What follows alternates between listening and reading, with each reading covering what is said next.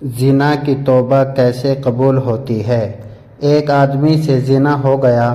وہ رسول اللہ صلی اللہ علیہ وسلم کے پاس آیا اور عرض کرنے لگا، یا رسول اللہ صلی اللہ علیہ وسلم، میں نے زنا کر بیٹھا ہوں، بھول ہو گئی ہے، اب میں کبھی زنا نہیں کروں گا، اب مجھے کیسے معافی ملے گی یہ بتا دو۔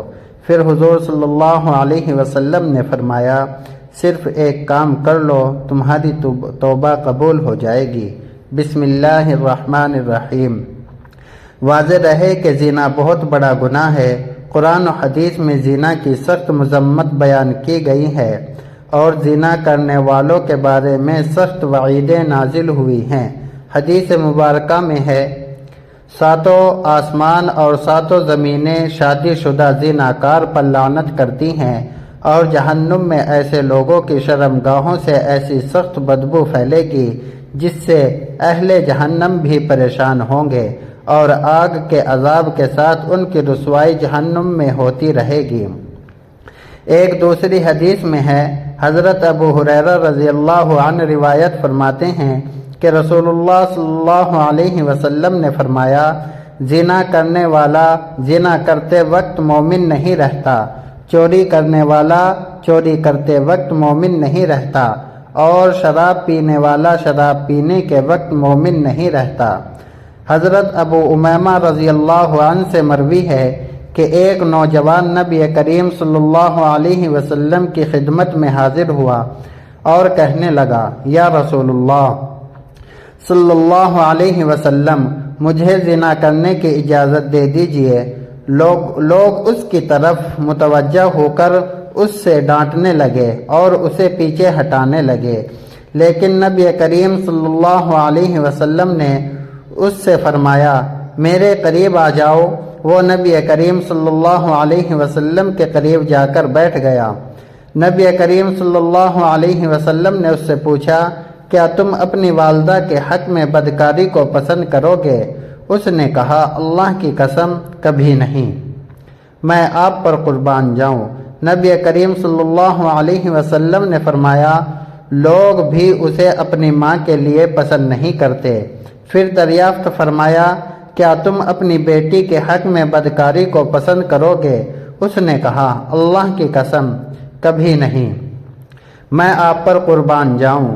نبی کریم صلی اللہ علیہ وسلم نے فرمایا، لوگ بھی اسے اپنی بیٹی کے لیے پسند نہیں کرتے۔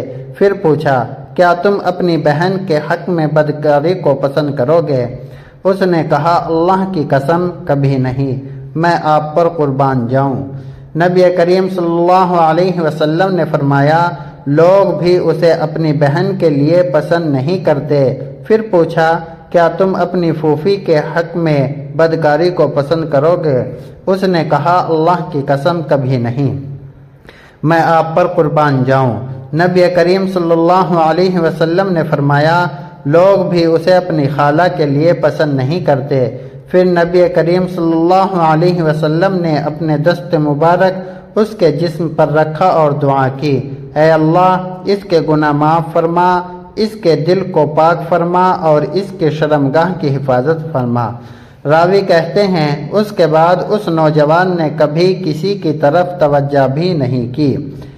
نیز واضح رہے کہ ہر گناہ اللہ تعالیٰ کی نافرمانی ہے اور اس کی اطاعت و فرمانبرداری سے اعراض ہے، اور اللہ تعالیٰ کا نافرمان دنیا و آخرت میں کہیں چین و سکون نہیں پا سکتا۔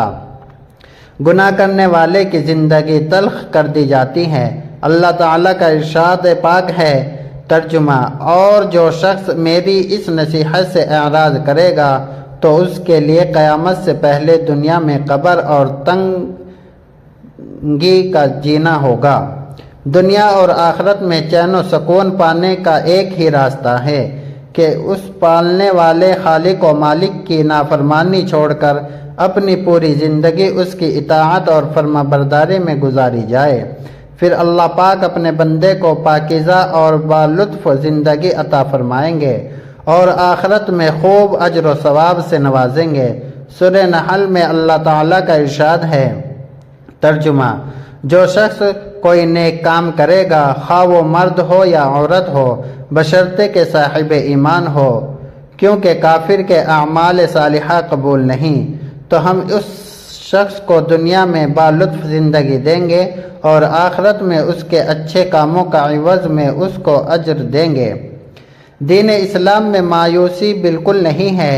انسان خطا کا پتلا ہے، گناہ انسان کی فطرت میں داخل ہے، لیکن بہترین وہ شخص ہے جو گناہ کر کے اس پر قائم نہ رہے بلکہ فوراً توبہ کر کے اللہ تعالیٰ سے معافی مانگ لے۔ نبی کریم صلی اللہ علیہ وسلم نے ارشاد فرمایا، ہر بنی آدم بہت زیادہ خطا کار ہے، اور لیکن اللہ تعالیٰ کے نزدیک بہترین خطا کار وہ ہیں جو کثرت سے توبہ کرنے والے ہوں۔ حضرت حذیفہ بن یمان سے مروی ہے کہ نبی کریم صلی اللہ علیہ وسلم نے ارشاد فرمایا، اے مسلمانوں، زنا سے بچو، اس لیے کہ اس میں 6 نقصانات ہیں، 3 دنیا میں اور 3 آخرت میں۔ دنیا کے 3 نقصانات یہ ہیں: نمبر 1، زنا کرنے والے کے چہرے کی رونق ختم ہو جاتی ہے۔ نمبر 2، مسلسل غربت۔ نمبر 3، عمر کم ہو جانا۔ آخرت میں پیش آنے والی 3 چیزیں یہ ہیں: اللہ کی ناراضگی، برا حساب و کتاب، دوزخ کی آگ میں ہمیشہ رہنا۔ زنا سے چہرے بے رونق اور بے نور ہو جاتے ہیں۔ مذکورہ بالا حدیث کی روشنی میں پتہ چلا کہ زنا کرنے والوں کو دنیا میں سخت ذلت اور رسوائی سے دوچار ہونا پڑتا ہے، جن میں پہلی سزا یہ ہے کہ زنا کرنے والے کے چہرے کی رونق ختم ہو جاتی ہے اور ان کے چہروں سے ہمیشہ ذلت و خواری کی علامت ظاہر ہوتی ہے۔ ایک دوسرے مقام پر نبی کریم صلی اللہ علیہ وسلم نے ارشاد فرمایا، تم لوگ ضرور اپنی نگاہوں کی حفاظت کرو اور اپنے چہرے کو سیدھا رکھو، ورنہ تمہارے چہروں کو سخت ذلت اور رسوائی سے دوچار ہونا پڑتا ہے، جن میں پہلی سزا یہ ہے کہ زنا کرنے والے کے چہرے کی رونق ختم ہو جاتی ہے اور ان کے چہروں سے ہمیشہ ذلت و خواری کی علامت ظاہر ہوتی ہے۔ ایک دوسرے مقام پر نبی کریم صلی اللہ علیہ وسلم نے ارشاد فرمایا، تم لوگ ضرور اپنی نگاہوں کی حفاظت کرو اور اپنے چہرے کو سیدھا رکھو، ورنہ تمہارے چہرے کو بے نور کر دیا جائے گا۔ زنا سے فقر و فاقہ پیدا ہوتا ہے۔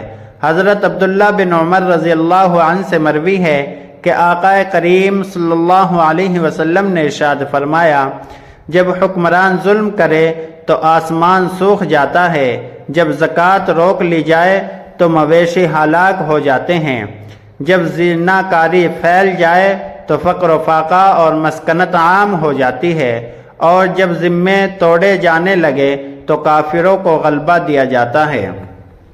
اسلامی معاشرے کی پاکیزگی کی حفاظت کرنا، ہر مسلمان کی عزت، نفس اور روح کی طہارت باقی رکھنا اور اچھے نسب کے لوگوں کو ملاوٹ کی غلاظت سے محفوظ کرنا زنا کے حرام ہونے کی حکمت ہے۔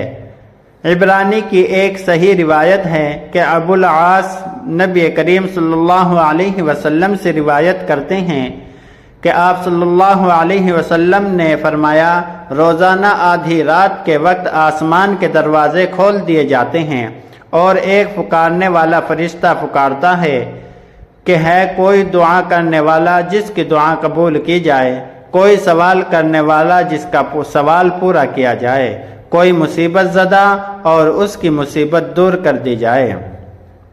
یعنی آدھی رات کے بعد دعا قبول ہونے لگ جاتی ہے۔ ناظرین، اللہ تعالی ہر دعا کرنے والے مسلمان کی دعا قبول فرماتا ہے۔ بے شک سوائے زنا کہ جو اپنی شرمگاہ کے ذریعے غیر مرد کو سیراب کرتی ہے، زانیہ عورت جو زنا کے ذریعے مرد کا دل بہلاتی ہے، اس کی دعا قبول نہیں ہوتی۔ زنا کرنے والے لوگ خود اپنے آپ کو اللہ کے عذاب کا مستحق بنا لیتے ہیں۔ اللہ تعالی ہماری حفاظت فرمائے۔ حضرت عبداللہ بن عباس رضی اللہ عنہ کہتے ہیں کہ رسول اللہ صلی اللہ علیہ وسلم نے فرمایا، جب کسی بستی میں زنا اور سود عام ہو جائے تو گویا اس بستی کے لوگوں نے اپنے آپ کو اللہ کے عذاب کا مستحق بنا لیا۔ ان پر کسی بھی طرح کا عذاب آ جائے، پھر اسی طرح زانی کو دنیا میں بھی اللہ کی طرف سے سزا مل کر رہتی ہے، یعنی یہ ایک ایسا جرم ہے کہ جس کی سزا دنیا میں بھی ملتی ہے۔ حضرت انس کہتے ہیں رسول اللہ صلی اللہ علیہ وسلم نے فرمایا، 2 گناہ ایسے ہیں جن کی سزا میں جلدی کی جاتی ہے اور دنیا ہی میں دے دی جاتی ہے۔ نمبر 1 زنا، نمبر 2 والدین کی نافرمانی کرنے والا۔ ماں باپ کی بات نہ ماننا۔ جو شخص ایسی بیماریوں میں مبتلا ہو جاتا ہے، یعنی زنا جیسی بیماری میں مبتلا ہو جاتا ہے، تو پھر اس کا ایمان کیسے بچ سکتا ہے؟ اس گناہ کو چھپانے کے لیے جھوٹ پر جھوٹ بولا جاتا ہے، ایک نہیں کئی جھوٹ بولتا ہے، اور جب کوئی انسان جھوٹ بولتا ہے تو اس کے منہ کی بدبو سے فرشتہ اس سے کئی میل دور چلا جاتا ہے، اس انسان سے اللہ تعالیٰ کی حفاظت ہٹ جاتی ہے اور وہ شخص ذلیل ہو کر رہتا ہے۔ دنیا میں بھی انسان پر طرح طرح کی بیماریاں اور طرح طرح کی مصیبتیں نازل ہوتی ہیں، پھر بڑھاپے کی عمر میں زنا کرنے اللہ کے غضب اور غصے کو بھڑکاتا ہے۔ اللہ تعالیٰ قیامت کے دن 3 لوگوں سے غصے کی وجہ سے بات نہیں کریں گے اور نہ ہی جنت میں داخل ہونے کے لیے پاس کریں گے۔ ابو معاویہ حدیث کے راوی نے کہا، اور نہ ہی اللہ تعالیٰ ان کی طرف نظر کرم فرمائیں گے اور ان کے لیے دردناک عذاب ہے۔